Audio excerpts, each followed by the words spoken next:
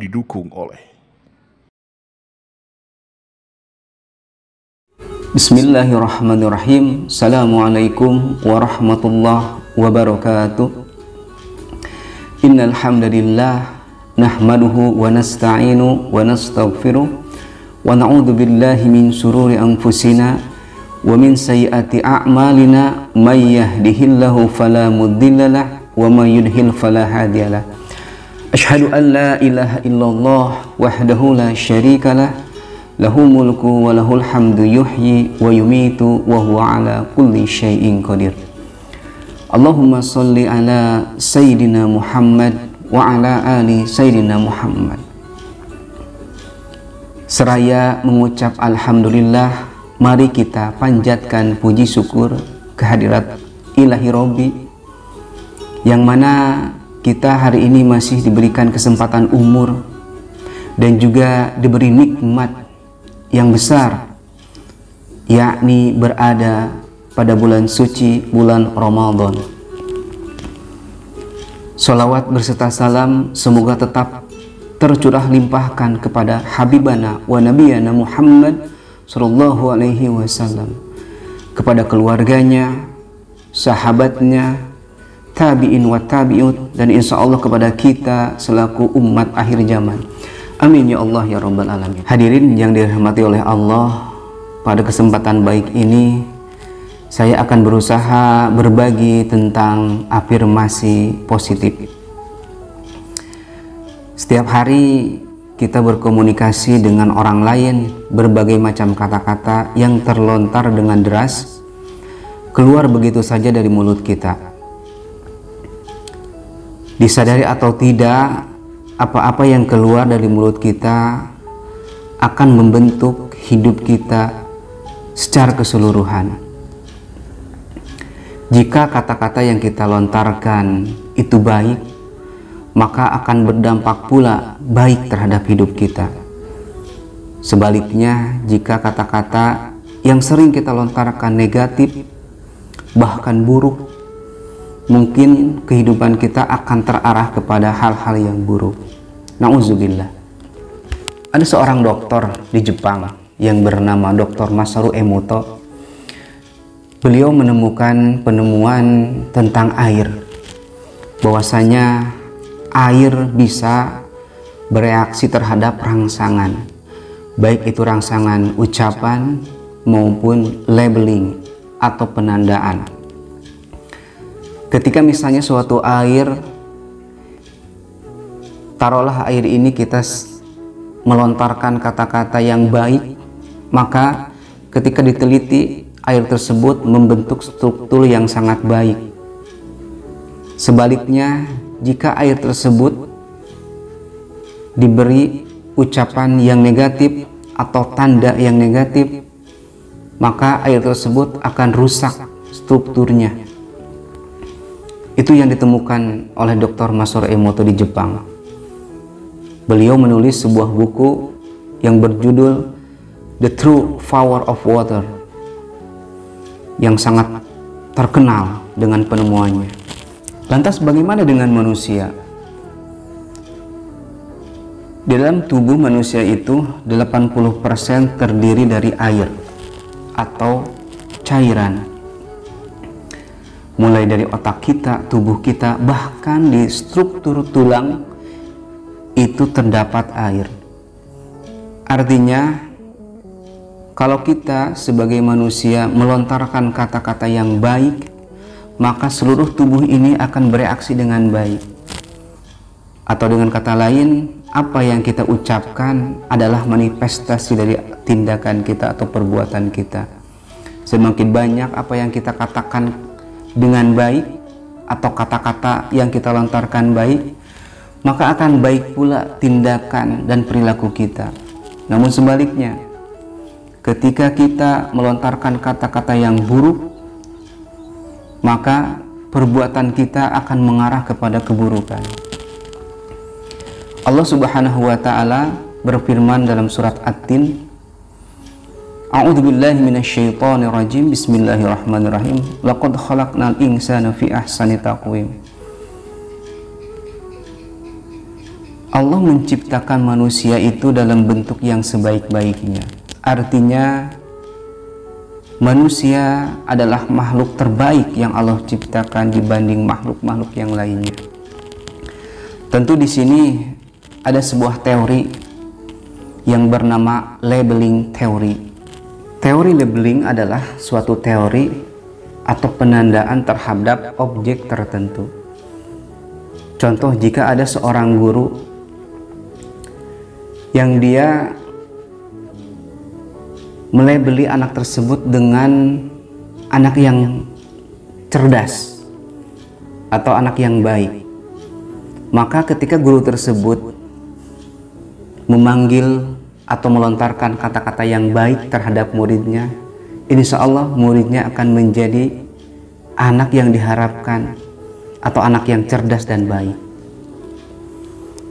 Namun sebaliknya, jika misalnya ada seorang anak yang mendapatkan perundungan atau bulian,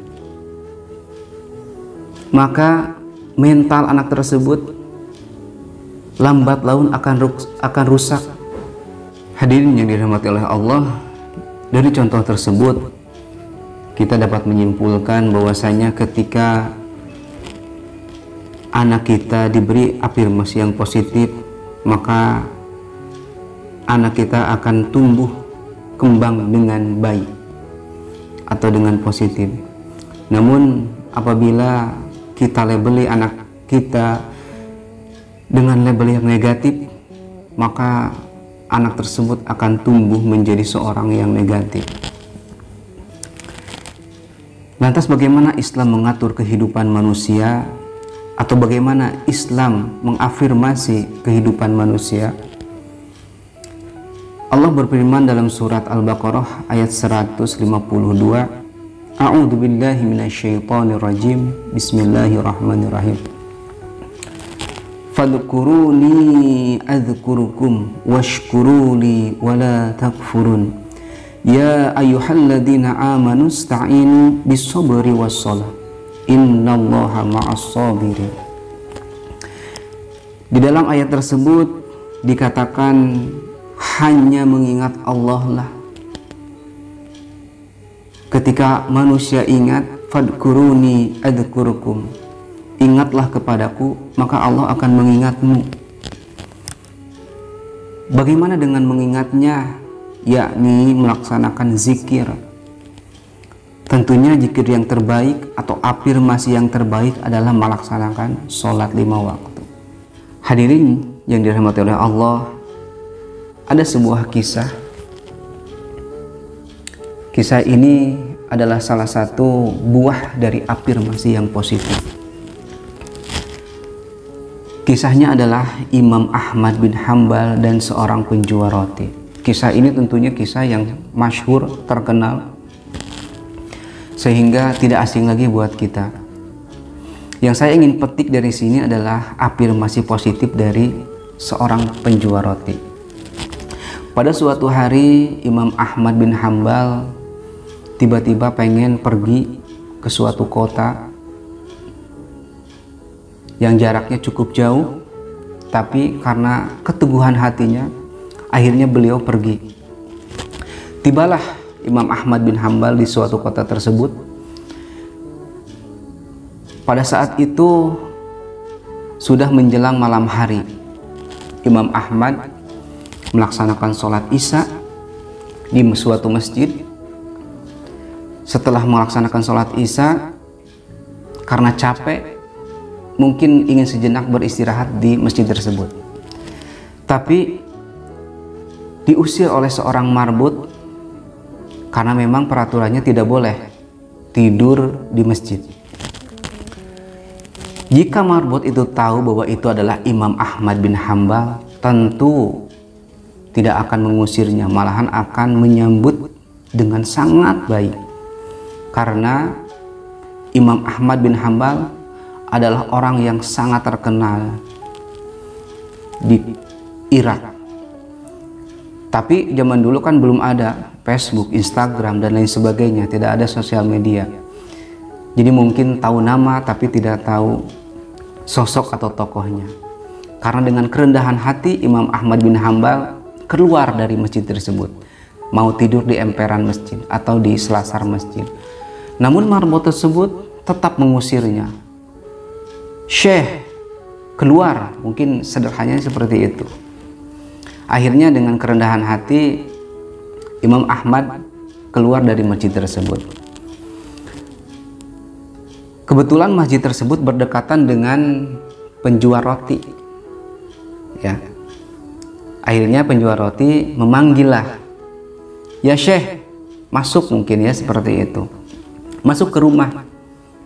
Ya, akhirnya Imam Ahmad bin Hambal masuk ke sebuah rumah atau penjual roti tersebut, ingin beristirahat sejenak dan besok akan pulang kembali ke tempatnya. Ketika Imam Ahmad bin Hambal istirahat, Imam Ahmad bin Hambal mendengar penjual roti tersebut melontarkan kata-kata.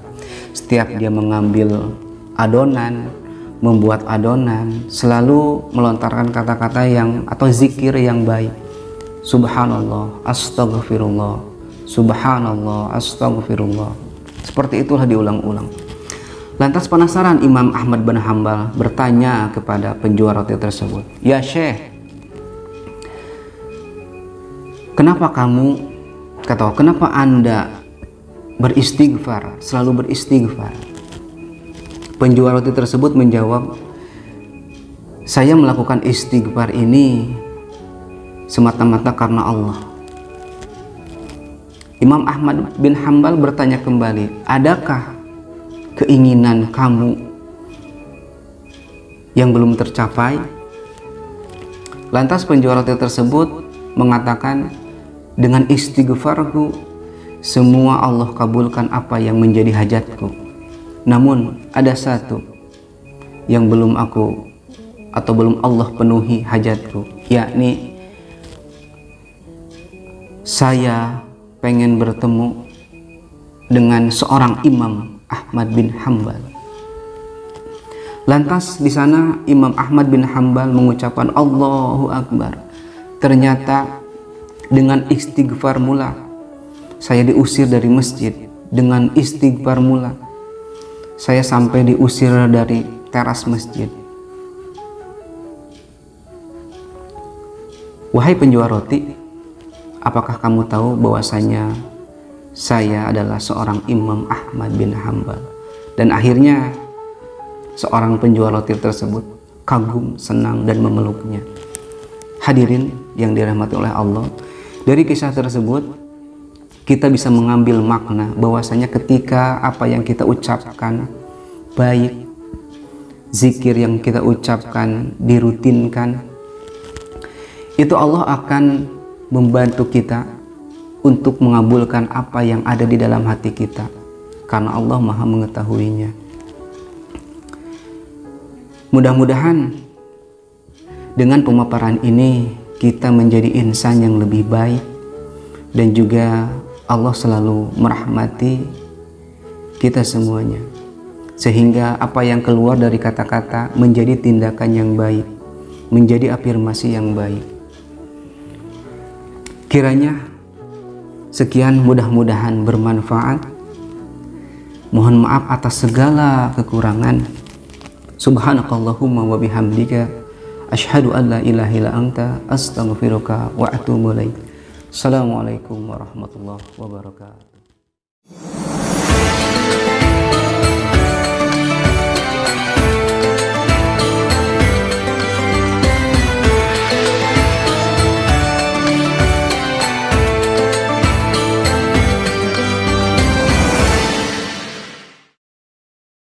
Didukung oleh